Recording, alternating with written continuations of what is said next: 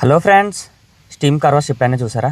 మా బుజ్జిగాడు స్నానం చేసి చాలా రోజులైందని చెప్పి కార్ వాష్కి అయితే తీసుకెళ్తే అక్కడ స్టీమ్ కార్ వాష్ చేస్తుంటే చూశాను. నేను కూడా ఫస్ట్ టైం చూశాను. ఇండియాలో కూడా ఇప్పుడు చాలా చోట్ల ఉంది. దాన్ని చూసి మన బుజ్జిగాడికి స్టీమ్ బాత్ చేపిద్దాం అనుకున్నాను. కాకపోతే చాలా కాస్ట్లీ.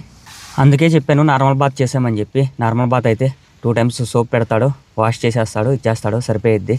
ఈ స్టీమ్ వాష్ అనేది ఎక్కువగా ఆఫ్ రోడ్ వెహికల్కి అయితే చేస్తారు. ఎందుకంటే ఆఫ్ రోడ్ వెహికల్స్ మట్టిలో వెళ్తాయి కదా, బురద ఫుల్గా అంటుకొని ఉంటుందంట. అది మామూలుగా వాష్ చేసినారంటే మచ్చలు కింద కనపడుతుంది. అదే స్టీమ్ వాష్ చేస్తే అవన్నీ పోతాయంట.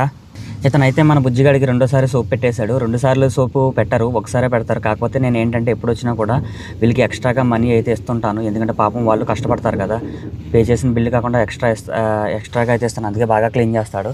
వీళ్ళతో పాటు లోపల క్లీన్ చేసే వాళ్ళు కూడా ఉంటారు, వాళ్ళకి కూడా కొంచెం ఎక్స్ట్రాగా ఇస్తాము. పాపం ఇవే వాళ్ళకి వచ్చేది. శాలరీస్ ఏంటంటే తక్కువ ఉంటాయి. కార్ వాష్కి వీళ్ళకి ఇచ్చింది కలిపి చూసుకుంటే మొత్తం 10 దినార్లు అయింది. అంటే మన ఇండియా డబ్బుల్లో 2800.